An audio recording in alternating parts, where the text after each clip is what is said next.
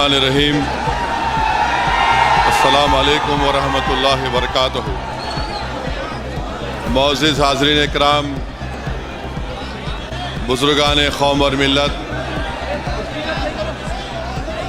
मेरी इज़्ज़तदार माँ और बहनों, गयूर नौजवान साथियों, शहनशीन पर तशरीफ़ फरमा मोहतरम जनाब इम्तियाज़ जलील साहब, सदर महाराष्ट्र मजलिस इत्तेहादुल मुस्लिमीन, वो साबिक़ा रुकन असम्बली, वो साबिक़ा रुकन पार्लिमान मोहतरम जनाब शोएब जामाई साहब, सदर दिल्ली मजलिस इत्तेहादुल मुस्लिमीन शादाब साहब, हमारी बहन नूरीन फ़ातिमा साहिबा, मुदस्सिर साहब, नवेद साहब, ओखला के सदर रफ़त खां भूरे साहब, शाहिद साहब, जनाब जाबिर साहब जो आम आदमी पार्टी छोड़कर आज मजलिस में शामिल हुए हैं, मोहसिन साहब, सफदर साहब, दानिश साहब, जाहिद उमर साहब, आरिफ साहब, शालम साहब, इरशाद अशरफी साहब, मेरे अज़ीज़ दोस्तों, बुज़ुर्गों, मैं आप तमाम का शुक्रिया अदा करता हूं कि आज आपने अपना कीमती वक्त निकाल कर मजलिस इत्तेहादुल मुस्लिमीन के उम्मीदवार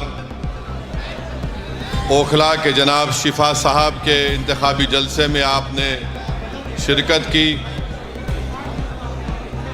इतनी बड़ी तादाद में आज आपका यहाँ पर जमा होना इस बात का पैगाम देता है कि इंशाअल्लाह ताला ओखला की आवाम ने ये फ़ैसला कर लिया है कि इस असम्बली के इंतखाबात में वो तब्दीली चाहते हैं, और यहाँ से इंशाअल्लाह ताला जब आप वोट डालने जाएंगे तो मुझे यकीन है कि आप मज़लूम का साथ देंगे, आप जालिमों को हराएंगे, आप नाइंसाफ़ी करने वाली दोनों पार्टी और हुकूमतों को सबक सिखाएंगे, और आप जो जेल में जो हमारे लोग सड़ रहे हैं पिछले 5 साल से, उन बेजुबानों की आवाज़ आप बनकर 5 तारीख के दिन पतंग के निशान पर बटन दबाएंगे। मेरे अजीज़ दोस्तों और बुज़ुर्गों, मेरी इज़्ज़तदार माँ और बहनों, बहुत से लोग इस बात का सवाल कर रहे हैं कि मजलिस ने 2 उम्मीदवार जो दिल्ली के असम्बली इंतखाबात में उतारे हैं वो जुडिशल कस्टडी में है, आखिर इनको क्यों उम्मीदवार बनाया गया? लोग बहुत से तबसरे भी कर रहे हैं, बाज़ तो मनगढ़ंत बातें करते हैं, और जो इस तरह की बकवास करते हैं वो क़ानून को नहीं जानते और उनके दिलो दिमाग में एक नफ़रत भरी हुई है। भारत के क़ानून के लिहाज से शिफा और ताहिर साहब इलेक्शन लड़ सकते हैं, इसीलिए असदुद्दीन ओवैसी ने इन दोनों को मजलिस इत्तेहादुल मुस्लिमीन का उम्मीदवार बनाया है। अब जो लोग बीजेपी, आप और दूसरी पार्टियों के लोग अखबारात और मीडिया से बात करके कह रहे हैं कि इनके ऊपर फलां दफात लगी हुई है, मैं उन लोगों से पूछना चाहता हूं, भारत की पार्लियामेंट में करीब 250 ऐसे MPs जीत कर आए हैं जिन पर बहुत सीरियस क्रिमिनल केसेस हैं। 250 में से 170 के ऊपर रेप का मुकदमा है, MP है, मर्डर का मुकदमा है, MP है, अटेम्प्ट टू मर्डर का मुकदमा है, MP है, किडनैपिंग का केस है, MP है, महिलाओं के खिलाफ केसेस हैं, एमपी है, इसमें बीजेपी के करीब 94 जीतने वाले कैंडिडेट्स के ऊपर क्रिमिनल केसेस हैं, जिसमें से 63 के ऊपर सीरियस क्रिमिनल केसेस हैं। तो ये लोग जो बकवास कर रहे हैं, कांग्रेस पार्टी के 32 एमपीज के ऊपर सीरियस क्रिमिनल केसेस हैं, समाजवादी के 17 के ऊपर सीरियस क्रिमिनल केसेस हैं, शिवसेना के करीब 4 एमपीज के ऊपर क्रिमिनल केसेस हैं। ये लोग इलेक्शन जीतकर भारत की सबसे बड़ी पंचायत में बैठे हुए हैं और जो कुछ नहीं किए उन पर झूठा एक मुकदमा लगाकर 5 साल से उनको जेल में रखकर अगर कोई तबसरा कर रहा है कि ये इलेक्शन क्यों लड़ रहे हैं, उन तमाम लोगों से मैं कह रहा हूं कि तुम चुल्लू भर पानी में डूब मरो बेशर्मो। भारत की पार्लियामेंट में इतने एमपी जीत कर आ रहे हैं कि एक पार्टी के एमपी के ऊपर सीरियस क्रिमिनल केसेस हैं। तुमको वो दिखाई नहीं देता क्योंकि जिसका नाम शिफा है, जिसका नाम ताहिर है, तुमको वही नजर आता। इससे तुम्हारी तंग नजरी का इजहार होता है। हम बराबर टिकट दिए, पहली मर्तबा नहीं दिए हैं, फिर से देंगे।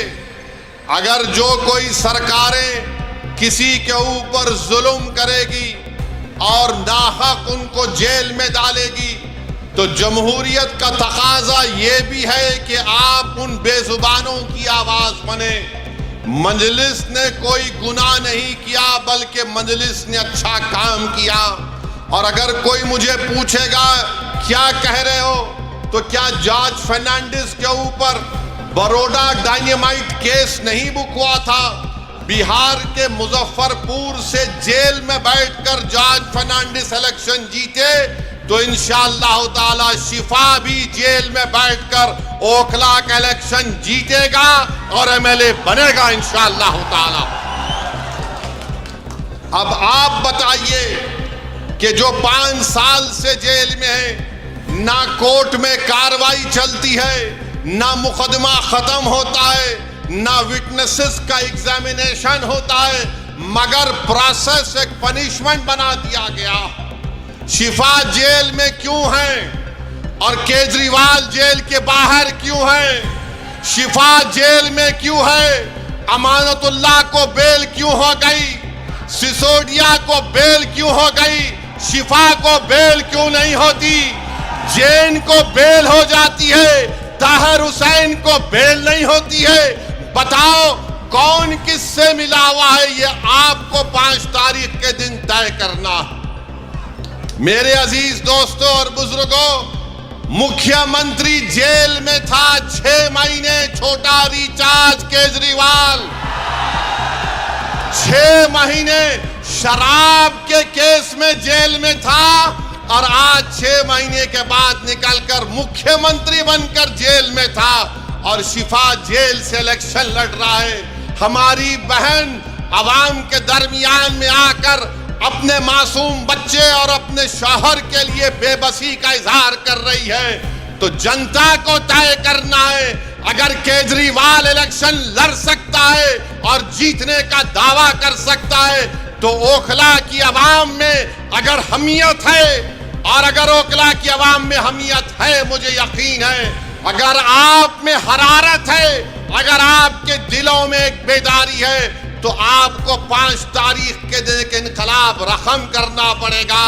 इस देश में अगर केजरीवाल को बेल हो सकती है और इलेक्शन लड़ सकता है 6 महीने के बाद, तो शिफा को हम जेल में बिठाकर इलेक्शन जिताएंगे।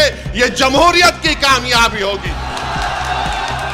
अगर नरेंद्र मोदी के पार्टी में ऐसे 90 एमपी हैं जिन पर क्रिमिनल केसेस हैं, तो मजलिस ने कोई गुनाह नहीं किया, कानून इजाजत देता है, हमने अपने उम्मीदवारों को मैदान में उतारा। जो लोग ये आम आदमी पार्टी के कह रहे हैं नहीं वोट कटेगा, अरे 94 से लेकर 2019 तक यहां से अल्पसंख्यक समाज का उम्मीदवार एमएलए बना। अब तुमको बीजेपी कैसे याद आ गई? तुमको ईडी पकड़ के लेके गई। तुम कौन सी चाय पीकर बेल हासिल करे हमको बताओ।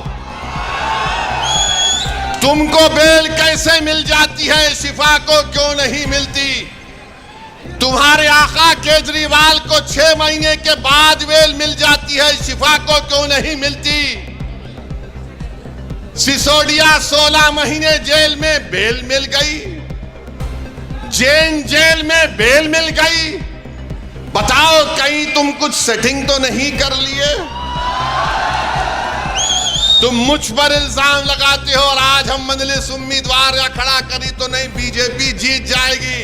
अरे ओखला की वोटर लिस्ट केजरीवाल तेरे मुंह पे फेंक कर कह रहा हूं, यहां से सिपाही जीतेगा इंशाअल्लाह ताला। ये डराने का काम मत करो आप आम आदमी पार्टी के लोगों। नहीं बीजेपी आ जाएगी। मुझे मालूम है कि तुम्हारे दिल में एक डर पैदा हो गया है। तुमको नजर आ रहा है तुम्हारी नाकामी जो इंशाअल्लाह हकीकत में तब्दील होगी। लोग बोल रहे हैं और मैंने खुद देखा है, 5 साल पहले भी मैं आपके दरमियान में आया था और आज भी आया हूं। ओखला में कोई डेवलपमेंट, विकास, तरक्की नजर नहीं आती। केजरीवाल मैं तुझको चैलेंज कर रहा हूं, सुबह आ जा इस रोड पर, तू यहां ठहर के बोल। सुबह 9 बजे आ जा केजरीवाल, मैं भी आता हूं। तुमको एक आवाज सुनाई देगी, पानी ले लो, पानी ले लो, पानी ले लो। पहली मंजिल पर कहा जाएगा 25 रुपये, दूसरी मंजिल पर 30 रुपये। अरे मफलर कितना झूठ बोलेगा तू, कितना झूठ बोलेगा। पानी फ्री कर दिया, बिजली फ्री कर दिया, फुला फ्री कर दिया। मोदी जी भी बोल रहे ये फ्री लो, वो फ्री लो। ये क्या इनके अब्बा के अकाउंट से दे रहे हैं? फ्री लो, फ्री लो। ये जनता का पैसा है, मगर ओखला की आवाम तुमको पानी फ्री में मिलने का दावा केजरीवाल और मोदी कर रहे हैं। मेरी माँ और बहनों, तुम्हारे अकाउंट में इतने पैसे डालने का वादा कर रहे हैं, मगर 5 तारीख के दिन तुमको याद रखना पड़ेगा कि ना शिफा फ्री है, ना ताहिर फ्री है, ना सैफी फ्री है। ऐसे कई लोग फ्री नहीं हैं। ये लोग फ्री नहीं हैं, मगर दावा तो बहुत करते हैं केजरीवाल पानी नहीं पहुंचा सके यहां पर, हम ऐसा कर देंगे। बड़े बड़े बुलंद बांग दावे करते हैं। आओ केजरीवाल, ओखला में तुमको माउंट एवरेस्ट हम दिखाते हैं, जो तुमने यहां पर कचरा एक पहाड़ बनाकर रख दिया। यहां ओखला में आप मेरी बात से अगर मुत्तफिक हैं तो हाथ उठाकर कहिए। अभी नहीं है, बोलने के बाद। 1 गज जमीन की कीमत कितनी है? 3 लाख के ऊपर है ना, 3.5 लाख के करीब है, 3-3.5 लाख। 100 गज का फ्लैट 60 लाख के ऊपर है। बताओ फिर यहां पर डेवलपमेंट क्यों नहीं हुआ? जब इतनी महंगी जमीन है, इतने महंगे फ्लैट बिकते हैं, तो फिर यहां पर डेवलपमेंट क्यों नहीं हुआ? 10 साल से केजरीवाल मुख्यमंत्री हैं, सब जगह डेवलपमेंट हो रहे हैं। अरे केजरीवाल, जो आज गलियों में मैं पैदल चला, तुम 10 मिनट चलकर दिखाओ। मुझ पर तो आज फूल बरसाए गए, तुम पर चप्पलें बरसाएगी आवाम यहां की। इतने खड्डे यहां पर हैं, इतने खड्डे यहां पर हैं, गंदगी है, ना सफाई का कोई इंतजाम है, और 10 साल से बाजा बजा रहे। याद रखो, ओखला की आवाम मोदी और केजरीवाल दोनों भाई भाई हैं, एक सिक्के के 2 रुख हैं। इनमें कोई फर्क नहीं है, बिल्कुल कोई फर्क नहीं है। इनकी सोच एक। ये दोनों आरएसएस से निकले हैं। एक आरएसएस की शाखा से निकला, एक आरएसएस के इंस्टीट्यूट से निकला। इन दोनों में कोई फर्क नहीं है। हिंदुत्वा की बात दोनों करते हैं। अरे बोलो, तुम्हारी जबान पे कभी नाम आया 5 साल में ताहिर हुसैन का? यही ताहिर हुसैन के मकान के ऊपर मौजूदा मुख्यमंत्री, ये बरसर इख्तिदार पार्टी के कई लोग ताहिर हुसैन के घर पर बैठकर कहते थे खाना खिलाओ। और जब ताहिर हुसैन जेल को चला गया तो तुमने उसकी तरफ देखना तो छोड़ो, तुमने उसका नाम तक नहीं लिया। बताओ मैंने कौन सा गुनाह किया? कौन सा गुनाह हमने किया? अगर हम जो लोग आज जेल की 4 सलाखों के पीछे, उन दीवारों के पीछे जिनको खामोश और गुमनामी की जिंदगी में डाल दिया गया था, मंजलिस यही चाहती है कि तुम जेल में डालोगे तो हम उनको जनता में लाके खड़ा करेंगे इंशाअल्लाह ताला। उनको अगर बेल नहीं मिलेगी तो वोट के जरिए उनको हम कामयाब करेंगे इंशाअल्लाह ताला। ये अदालत इंडिपेंडेंट है, हम इसकी इज्जत करते हैं, मगर उन सरकारों ने उनको जेल में डाला था। कानून का इस्तेमाल सरकार ने किया। और क्या गलती थी शिफा की कि CAA का एहतजाज शिफा ने करवाया था।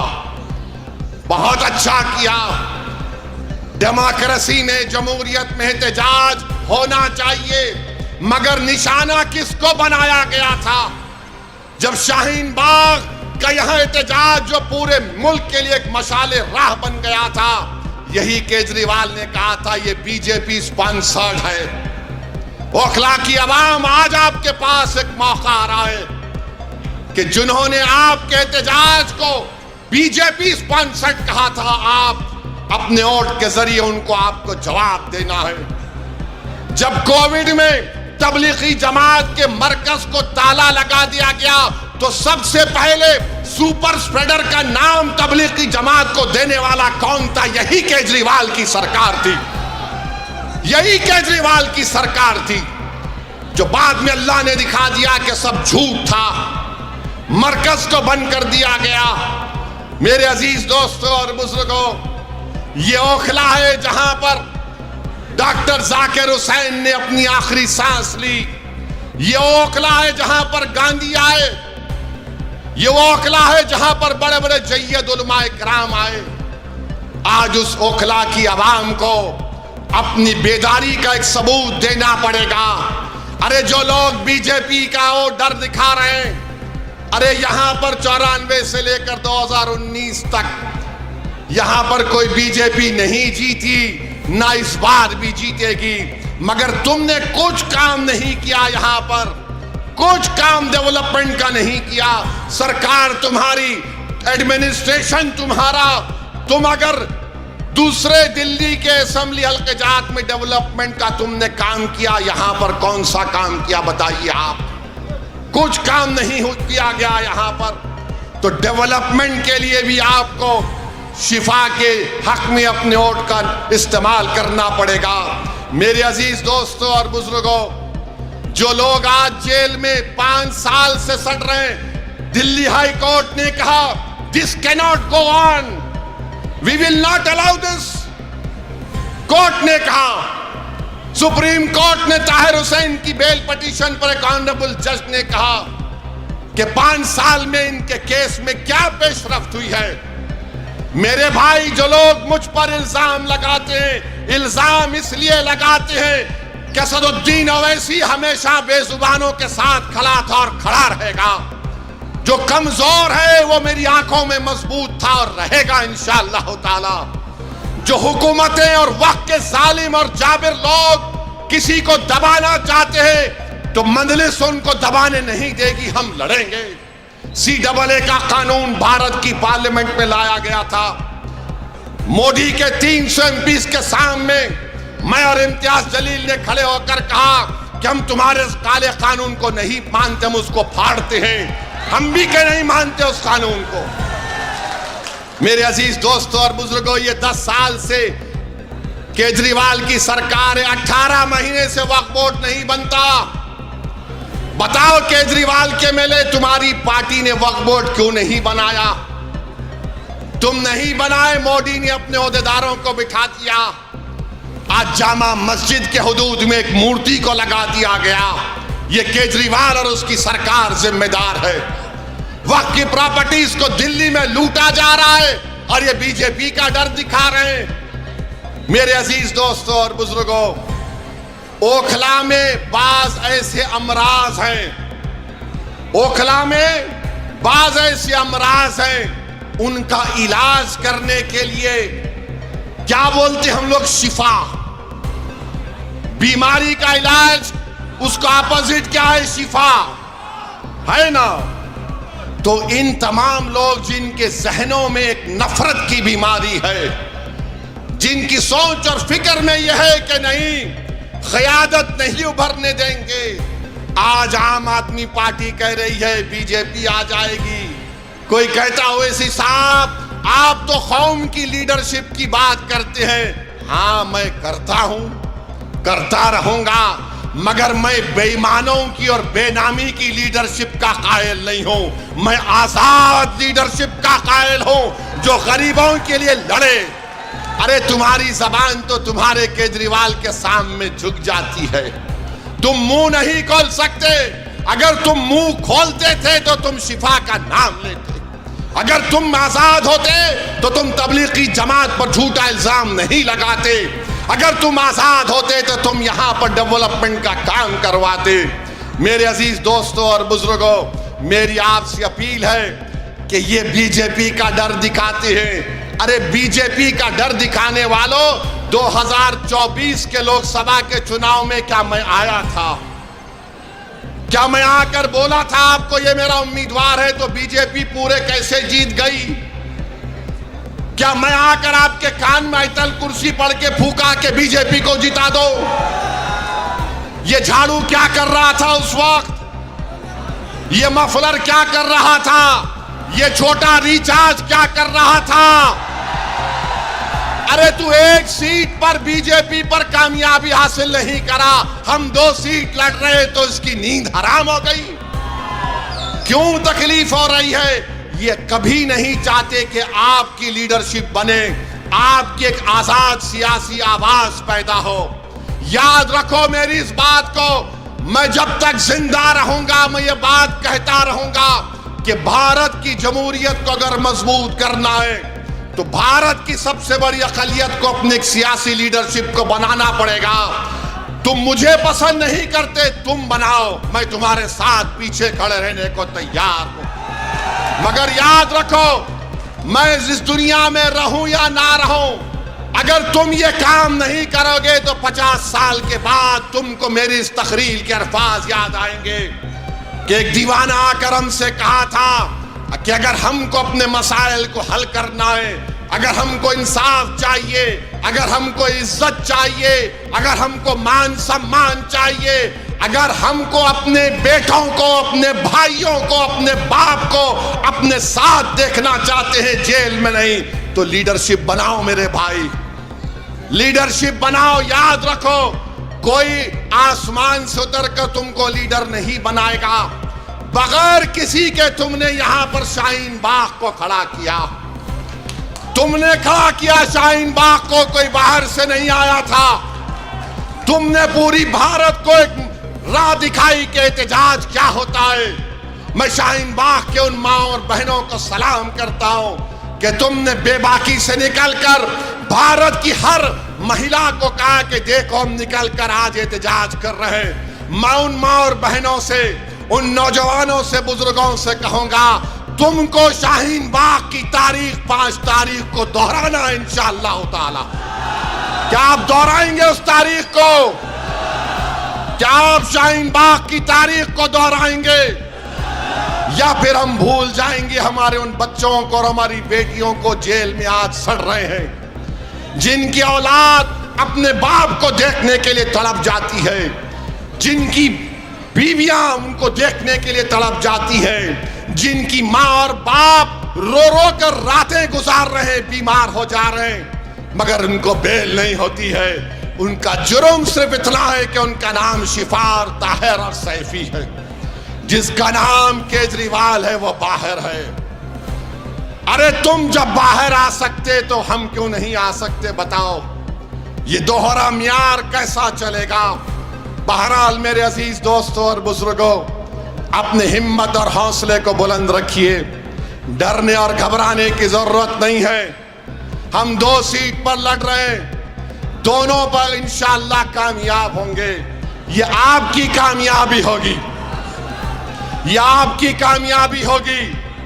अरे जो बाहर रहकर डेवलपमेंट नहीं करा सका, जो अंदर है वो जब बाहर आएगा तो शेर जब ओखला की सड़कों पर छिपा चलेगा तो उसके नाम से, उसकी कुर्बानियों से, उसकी मेहनत से मुझे यकीन है कि ओखला में एक नई तारीख लिखी जाएगी। ये एक तारीखी जगह है मेरे अजीज दोस्तों और बुजुर्गों। यहाँ पर बहुत से डेवलपमेंट के काम करवाना है। हैदराबाद में मंजलिस के 7 MLA हैं। हमने मेरी कॉन्स्टिट्यूंसी में मैंने 800 करोड़ का एक फ्लाईओवर बनाया हूं 7 MLA के साथ। हुकूमत TRS की थी, अब कांग्रेस की है। चंद्रायन गुट्टा अकबरुद्दीन ओवैसी का असेंबली हल्का, वहां पर कांग्रेस की हुकूमत ने 290 करोड़ रुपए का खाली सीवरेज लाइन का काम शुरू हुआ है। याद रखिए ये क्यों पॉसिबल है? क्योंकि आपने अपनी लीडरशिप को बनाना है। अगर आप अपनी लीडरशिप को बनाएंगे, ये आपकी कामयाबी होगी।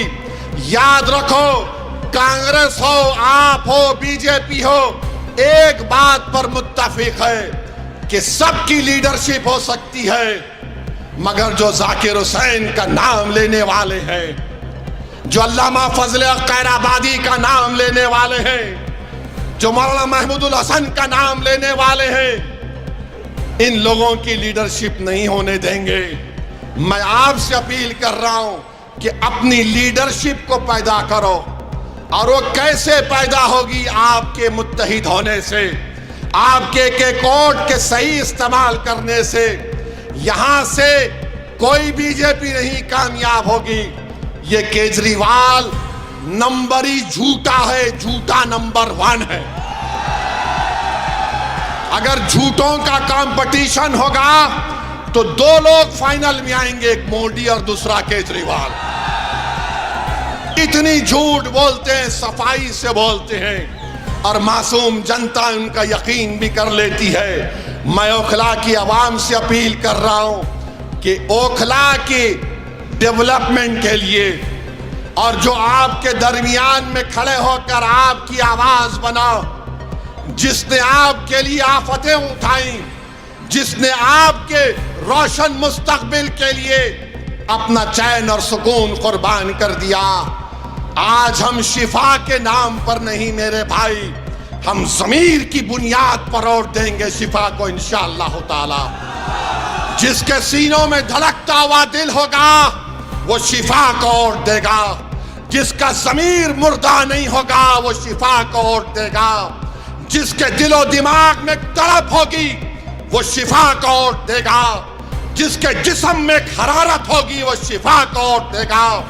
जो हमारी बहन के आंसू को अपनी बहन समझेगा वो शिफा को और देगा। जो ओखला को अपना घर समझता है वो शिफा को और देगा। जालिमों का साथ मत दो, मजलूमों का साथ दो, इंसाफ का साथ दो, इंसाफ को सर बुलंद करो। और मोदी को हम कहना चाह रहे हैं कि आप वक्फ का बिल बनाने जा रहे हैं, याद रखो वक्फ का कानून बनेगा तो भारत में प्रोटेस्ट होगा इंशाअल्लाह ताला। बहरहाल मेरे अजीज दोस्तों और बुजुर्गों, आप तमाम से अपील करने आया हूं कि 5 तारीख के दिन ओखला के आसमानों में सिर्फ एक ही निशान दिखाई देना चाहिए, वो पतंग का निशान होना चाहिए। पतंग के निशान पर बटन दबाकर आप अपनी पार्टी को कामयाब करिए, शिफा को कामयाब करिए, जो हमारे लिए खड़ा रहा उसको कामयाब करिए।